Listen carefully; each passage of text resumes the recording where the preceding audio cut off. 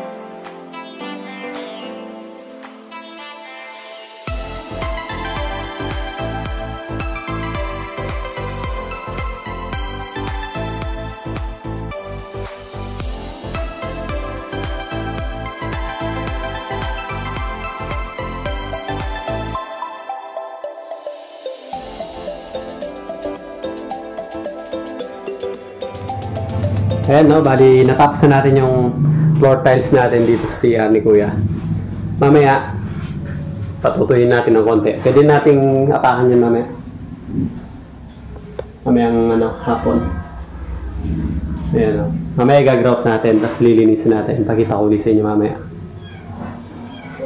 Yung sinasabi ko sa inyo na mabusisi na tabasan. Pero okay naman. Yung likod, successful naman siya. Yung paikot dyan sa sa toilet bowl. Ganun talaga pagka nauna na yung toilet. Usually talaga, di ba dapat nauna yung tiles. Eh, ito wala sa plano. Tapos, lang. May singit lang. Kaya nauna yung floor. Na pang budget sa wall. Saka na lang pagka meron na, itatalis natin yung wall. Maya-maya gagrout na natin. Ayan, natapos na natin, no? Naka-grout na rin natin. Medyo nilinis ko na. Medyo nilinis ko na yan ng foam saka ng tubig. Bali kulay gray lang yung ginamit natin na grout. Medyo basa-basa pa yung grout natin. Pero naapakan ko na to. Ayan, no? Ito nga pala, yung nakadrop itong level niya rito. Mas mataas ito rito. Nakadrop siya. Siyempre, para pag nag-shower ka, lalagyan ng rito yan, shower curtain. Dito, pag sinara mo, hindi na nababasahin dito, dyan lang. Lahat ng bagsak ng tubig dyan, lahat sa drain na ginawa natin. Yan. Siguradong dyan lahat ng tapon ng tubig. Lalo na itong ganitong style, ginit na ako, di ba nakita nyo? Four side na yan. Talaga dyan, naka-slope talaga sa gitna, center. Ito yung natin. Okay na, successful naman yung tabasan na ginawa natin dito. Kahit na medyo nahirapan. Mahirap talaga yung ganyan, mabusisi. Yan. Medyo makulimlim na, bulan kasi kanina, no? Tsaka hapon na rin, pauwi na rin kami. Bali hanggang dito na lang muna yung vlog natin. Salamat ulit sa panonood. Hanggang bukas na lang ulit. Doon naman kami bukas sa bahay ni Tito gagawa.